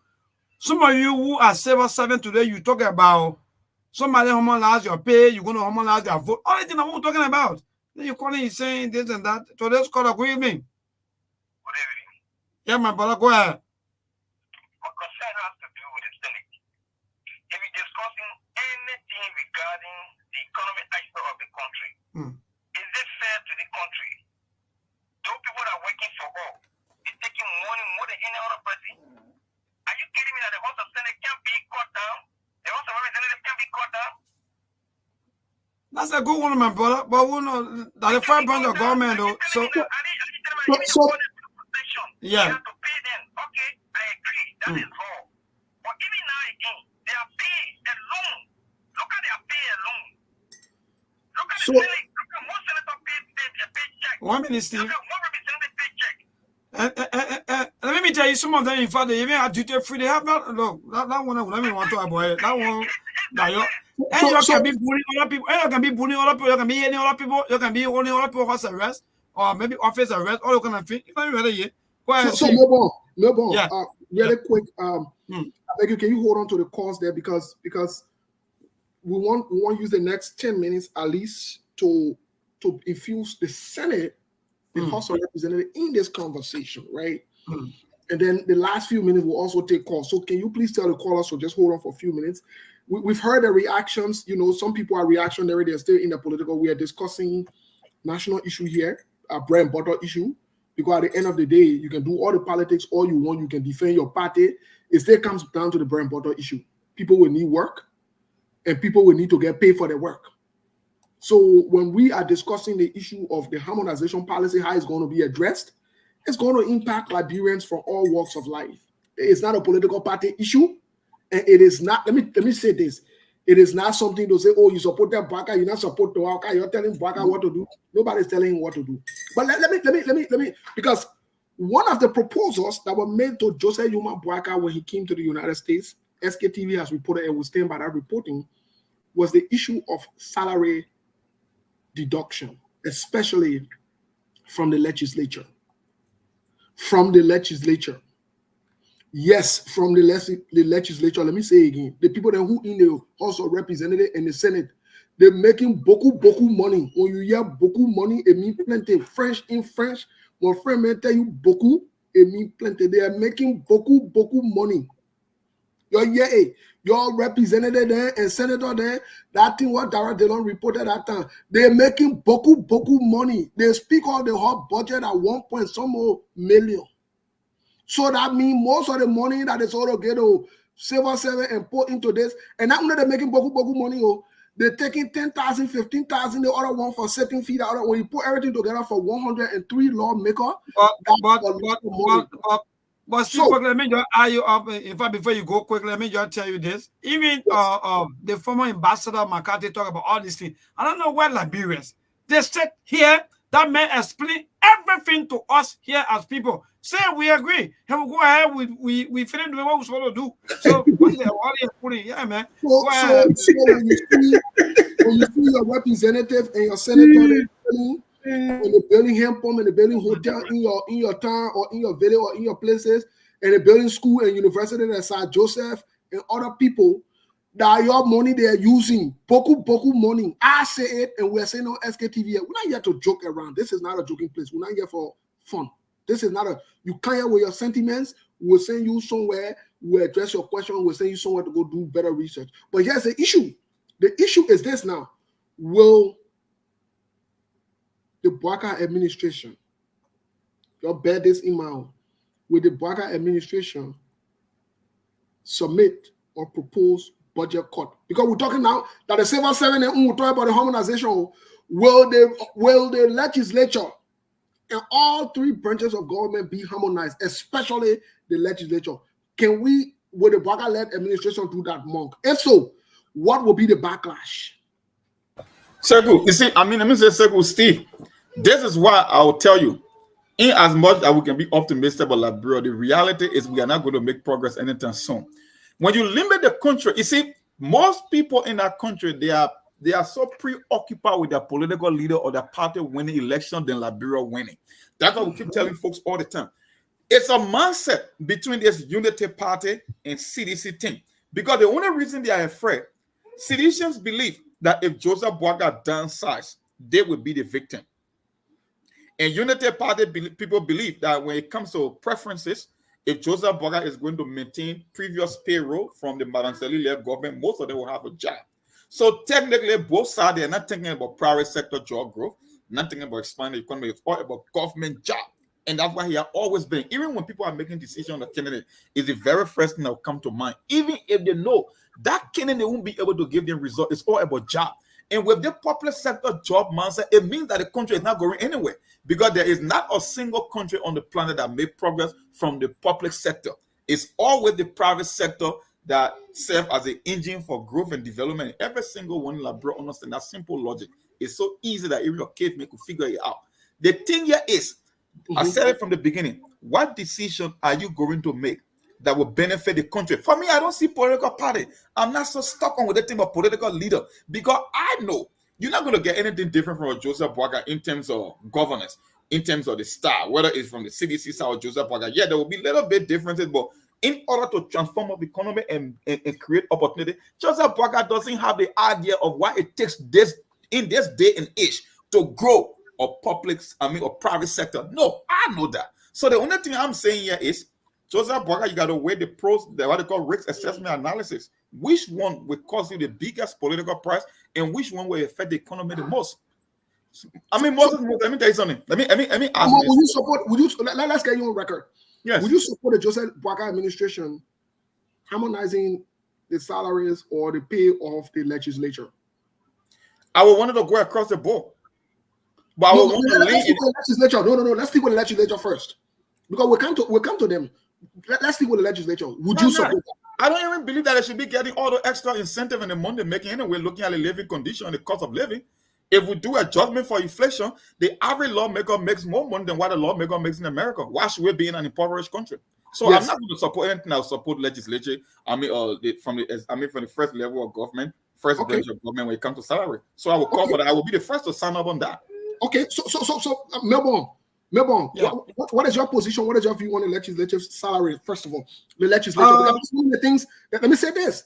That's one of the things that were proposed by people that Joseph Boakai met here, especially key players, whether it's the World Bank, whether it's IMF, and other important people that looked at the salaries of lawmakers as well, and they talked about audit as well. So these are two key factors that were recommended to Joseph Boakai. Go ahead. Yeah, thank you, Steve and Representative. You know, one time I was lecturing with someone, we were talking about some of the politics, and I talked about 11 billion plus that were received by the Liberian government, headed by former President Amana Energy Salif. We were if I discuss all these things, then someone, that was working in the government, the president said, well, maybe how you manage to know all this? I said, yes, I did my own research and so forth, but there were so many of things that will happen along the way, which, of course, if you compare Liberia after war and that of Rwanda after war, you will notice that Liberia is still backward. So I cried, the president was, maybe, you know how to. I said, no, I will cry because if you compare Rwanda after war and compare Liberia after war, see all of the helps that both countries received, and compare Liberia, where are we? But because of the kind of leaders that we have, because of the kind of wicked people that we have in this country, that we call our leaders, some of them, when they go into the house, oh yes, we are there to represent you, we are there to do the look. During election time, they will come up with all of their agenda, everything and so on. But guess what? When they go to the horse, they will tell you three things: lawmaking, oversight, I don't know, I don't know, representative or what. They already done with you. So indeed, for me, it's terrible that in a kind of a poor country that we live in, after war, to see people making close to 10,000, 15,000 USD. Why at this age and time, you are staying into 11th century development, you are staying into 12, 13, 14, 15th century development, which of course is rural connectivity. You are still building rural at this age, and you are still paying people 15,000, 16,000, 25,000. When there's no rural, people buying 100,000 worth of car. What is sense? What's the sense? No sense. But how be it? That's the kind of society that we have. For me, 100%. In fact, if you even ask me, I will tell you that indeed, let our lawmaker make close to at least $2,000, at least, with all of the incentives, all of the kind of opportunity being given them, duty-free, all of the cut most of the thing up. It don't make no sense because we are still struggling. Moses, you and myself live in an industrialized society. People can say, oh, the public sector and the private sector are different. I say that's a lie. If you go down to the depth, if you look at public sector and private sector, the only difference is accountability and competition. They follow almost the same thing. The only difference is how you calculate profit. They will tell you, say, oh, the private sector is for profit making. I said, but government is also into profit making. That's why you get budget, why you got surplus budget or balanced budget and a deficit. If you don't operate well, you fall into a deficit. If you are efficient in raising revenue, which means you're bringing in more money, that's profit. Let me tell you something. You don't just give people job because they are available for job. You give people job because they have value and because they pay into a system, right? You and myself here. Why do you think company can downsize?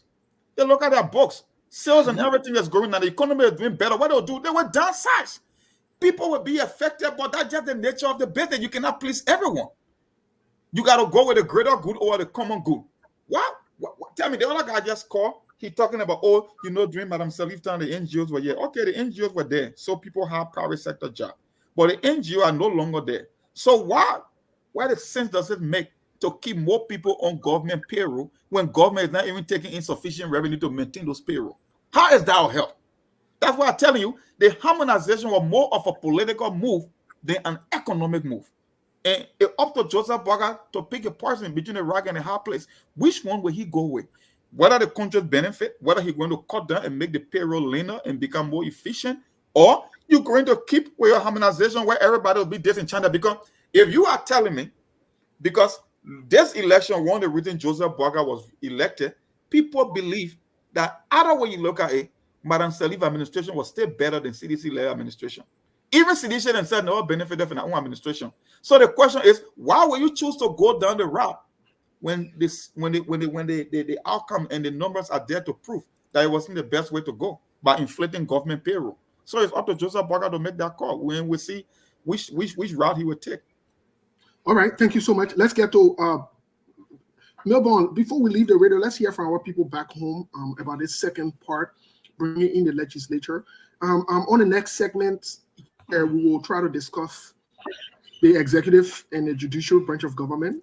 And for the record, the judicial branch of government has always complained. That's another government that I feel like I don't want to say it, that just dumb. Sometimes people complain about all of these things that we're going through today also come from that branch of government. But again, people just remain quiet on them, thinking that maybe everything is well, but they get everything they want. And at the same time, 0778-339-682, that's the number to call again, 0778-339-682. For me, if you even ask me, I will just tell you that no need for all of these branches of government. Let just operate with the president and just develop our country. Then they'll be doing all of these kind of for nothing expensive.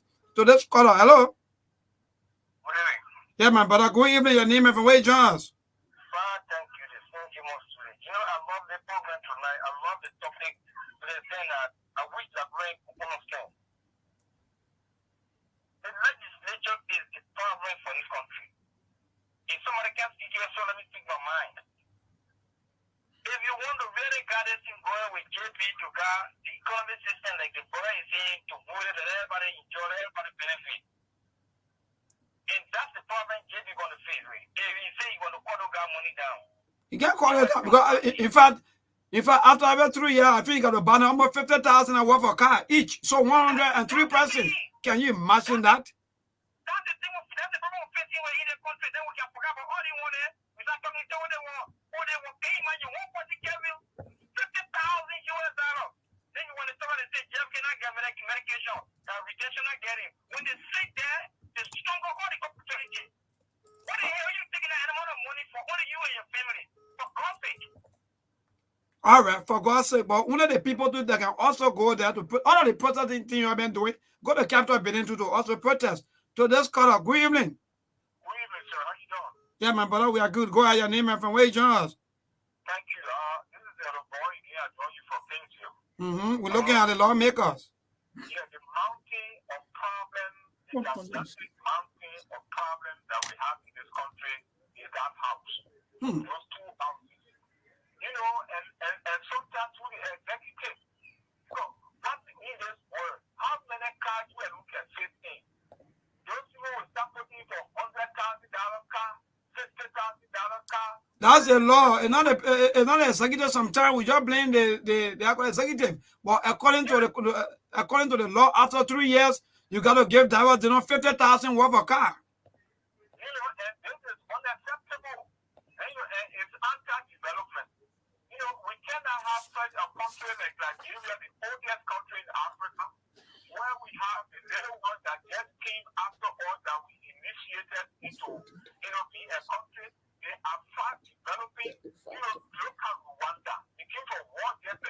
Rwanda and Liberia compare us, my brother. That's just so terrible, man. Compare Liberia and Rwanda after war. I shared here that day. Today's caller, good evening. Go ahead, boss.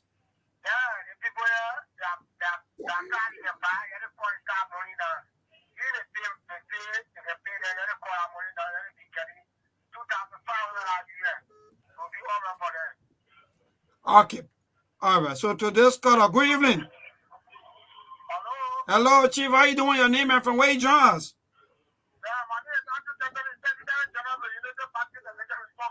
Okay, go ahead, boss. Go ahead, Chief.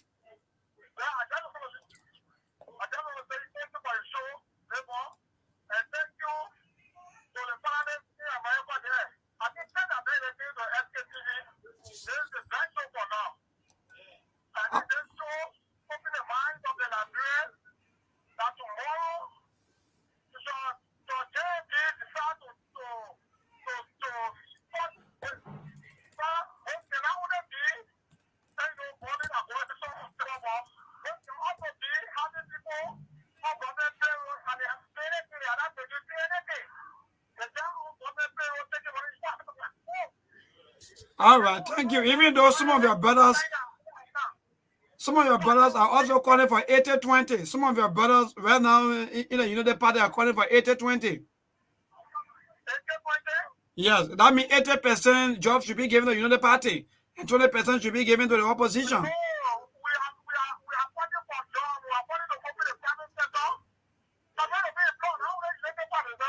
All right, so we are fighting for the private. I don't know the way Steve always talking about war news, Brazil among that, talking about what happened around the world. I don't know how the private sector will be like. Today's caller, good evening. So let me say a pleasant good evening to you. Good evening to your panelists. My name is Hussein Keo, and I phone in from around Jacob Town, my Peace Island district. So I started the conversation, and I listened to many of the callers and their analysis. But let me say this. You people talking about the lawmakers. The lawmakers does not say that themselves to become lawmakers. We the electors vote those people into power. Now, I will have problem with we the electors. We all in the sun under the ring and make sure that those people are elected. Now, take for example, you have you have an understanding with you who was sanctioned by the U.S. government. People of my TV say that nonsense. Excuse me, right? We will elect this man. Forget about that one. Even when the people go to the horse, let's look at what the people do at the horse. Forget about who they voted for. Maybe even I will hear myself, I can convince you, you can vote for me. But if I go at the capital building, what am I going to do there? Now, what matters? So you said the thing. We should not look at their character. We should not critique them. We should just look at them and just people good and the inner capital building today they turn bad. Forget that thing, my brother.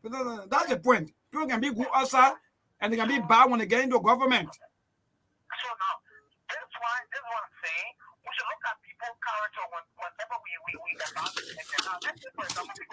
So what can we, my brother, I want to ask you this question quickly before I tell you. What can we organize a nationwide protest and go to the horse there and tell the lawmakers that we want your salary to be like this? What can we do as people? Are you afraid? So we say, that's not a good thing, but it's just like a formality because those are the same people who will not even listen to your petition. You may go and petition them, but they will not even take it into consideration. All right, they will not even take it. So, and that's the kind of thing. So, I mean, when you get a good person, they put them 10 back. So, this caller, good evening. Yeah, my brother, we good. Thank God. Go ahead quickly, your name and from where you join us.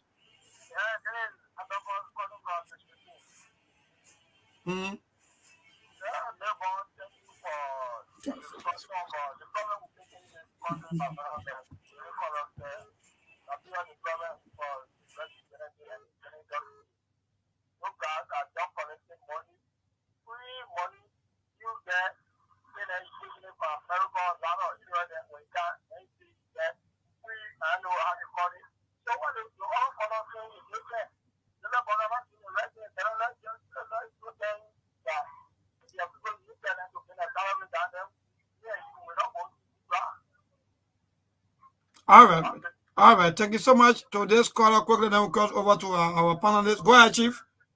Good evening. How are you? This is Robert Nwaku, and I call you from District 17. Okay, boss. Thank you to all of you that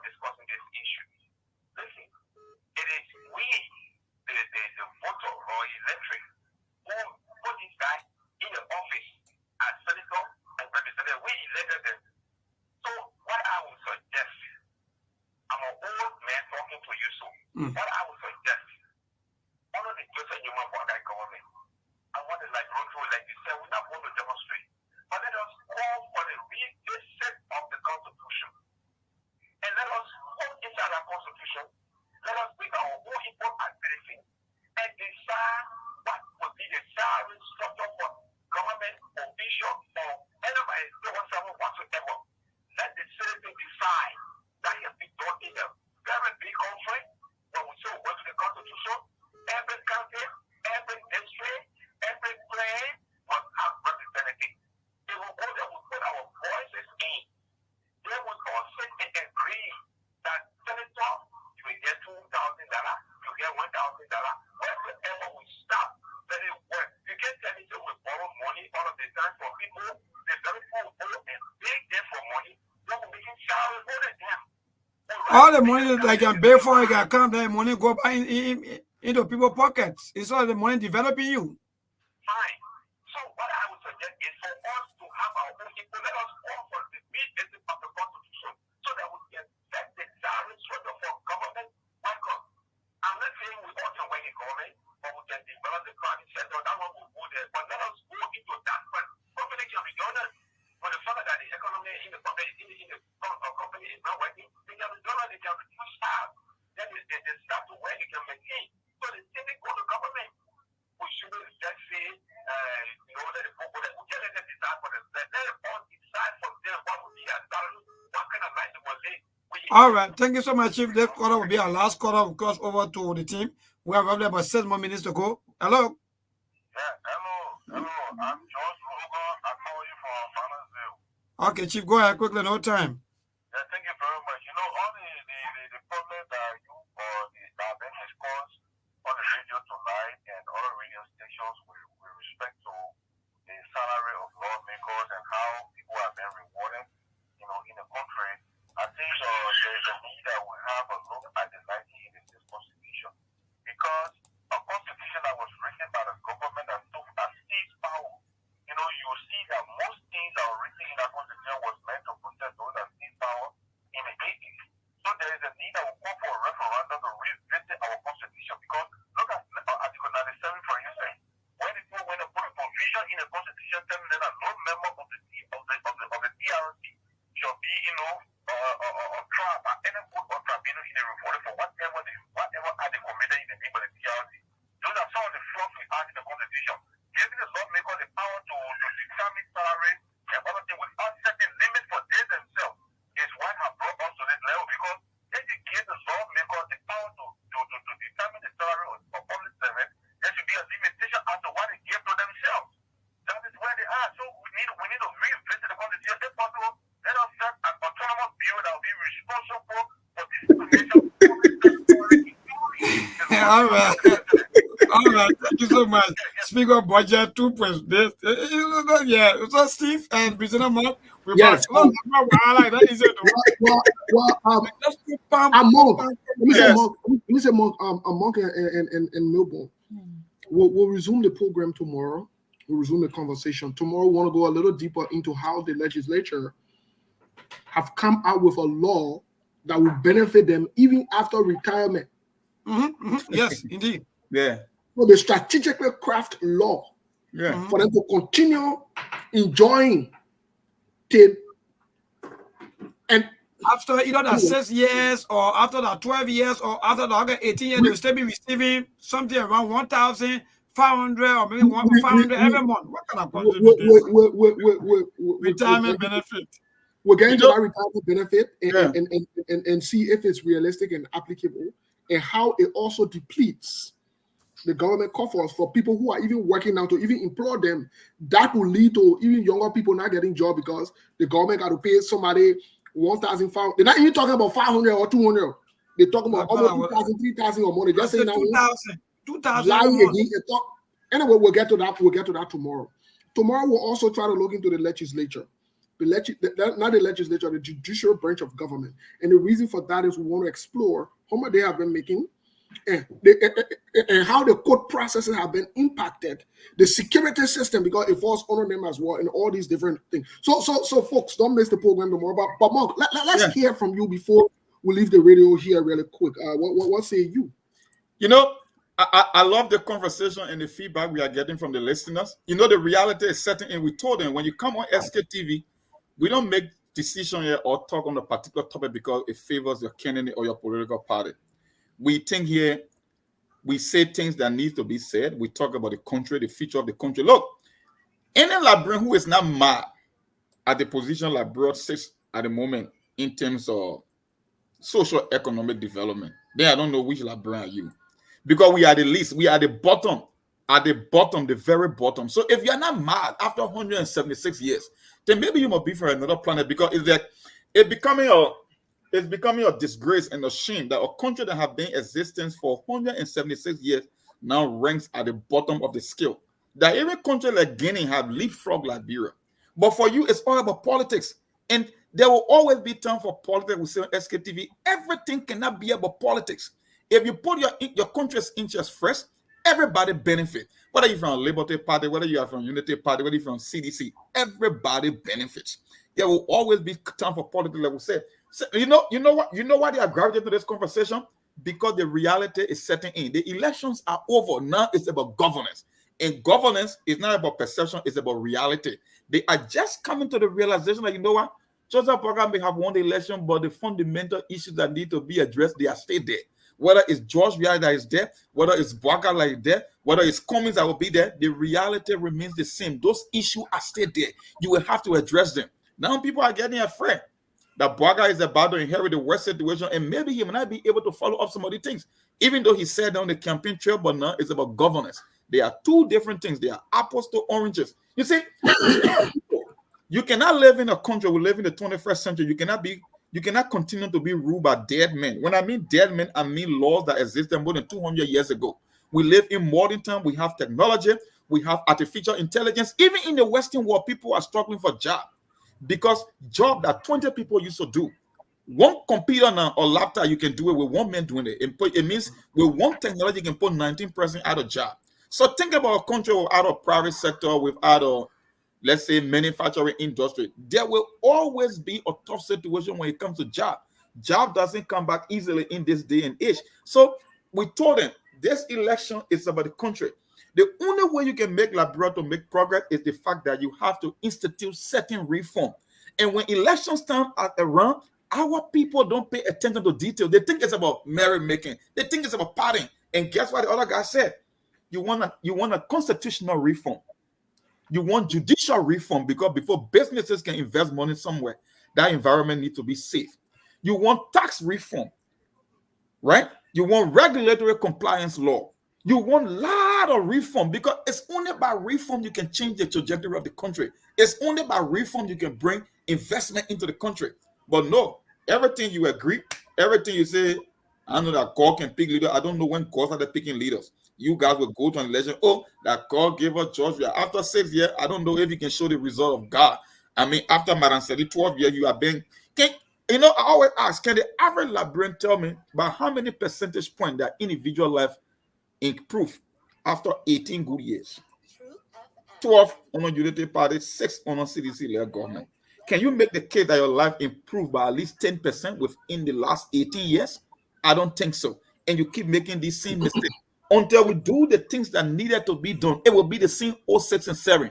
Whether you change the president or not, whether you bring in new lawmakers, that's why people talk about building a system and institution. Because when the institutions are there, even if you change the individual, they remain in place. But if you keep making these impulsive and short-term decisions, you will live with the consequences for the next 200 years and nothing will change. Boakai is going to walk into the executive mansion from day one, and those same problems will always be there. That's just the reality. All right. So yes. Thank you, Mo. Maybe I know you're about to go. Yeah. But let me make my partner comment, my man, because they here now 1 minute to get to work in the new year. We got something again. Sorry. We got some program back. That was, but Yeah, go ahead. so 1 or 2 minutes. Folks, we want to say thank you. Thanks to the Liberian people for following. Even in our disagreements, we ask that, let's just stick with the issue. Let's be civil. SKTV is for everybody. We're not against anybody, but we have to do what is right for the Liberian people, our interests. And maybe today we talk about the lawmakers. It didn't sit too well with you. because that's where your own chopping can come from too. Or because you get people in there that your family member that you support. Sorry that your family member then fall inside. We will talk about them tomorrow again. The good thing about it, you can do nothing. We will continue to discuss the issue that matter. That's the most important thing. And the thing about it, some of you can say you are vexed, and the way SKTV can say the way we can do the, but you are stay here. That means you let it thing what we say. You love the show. Don't be scared to even click and want to go. Follow the show, enjoy the show, share the show. In fact, when your godpa or your godma in the House of Representatives or the Senate come to visit you, before you can do you know what you must do? Put the show on, say they got it here, the thing what they say, put your left together because I don't want noise behind you. That's what I tell you too. But what do you got in fair for? You can get fair. Well, I want not to talk the issue that are going on. You know what I'm saying? So tomorrow we'll talk a little more about the legislature. We'll even come to the executive, and we'll go as far as the judicial branch of government. We'll let you know what's going on. So all the things where you see them in baying school, baying the one, baying that one, baying the one, the salary they cannot be able to bay school. How they might have bay school? Thomas Faladen, Sir Joseph, for themselves. And all the men they passing around. Yeah. That your money they paying it on. And they come by, you know what they do? They see school, then they say they delegate it to the community, but then they charge your children there to go there. You see it? So you see how they pissing on your head and tell you say Rini? They peeping on your head, but they tell you say Rini. They're making fool out of you. So the law make out the inside. You know, we inside we're not going to what they call. We discuss all aspects of the government, and we even come back to any on the executive. You know, the president's salary, what's going on, or the president's job, or the. Can you imagine a president leaving a country to go borrow money? But every time he out of the country, then the president getting paid 11,000, 10,000 for each day he out of the country. Yeah. Are you serious? Yeah. Apart from that, which serious country does that? We're in the war. The president saying that, even the president saying I said to one of the late team play and chilling. You can be taking the day. You talk about 11. I tell you, you get the man incidental budget. All kind of things go on the land acting. Why you got incidental budget? Why you got incidental? So that's just a good night. Good night to all of you. Yeah, you on tomorrow by God great. Yeah, man. Thank you so much, President Monk and all of Steve. These are things that seriously affecting us as people. And thank God our people they are also understanding that we are not against anybody. We want a better Liberia. We come here to also to always talk about Liberia moving forward. So thanks to all of you, and we hook up again on tomorrow. Thank you so much, Melbourne. Have a good night. Monk, before we close up here, because we're closing on the mark, we got 2 minutes. We're not playing no games. Folks, that was the presentation for today.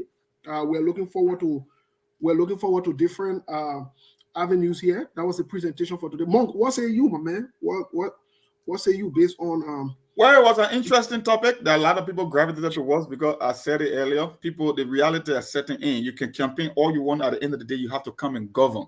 And governing is not about making promises. It's about implementing things that are on the books and coming up with new ideas and making tough decisions. One of the problems CDC had was they transitioning from an opposition party to a governing party.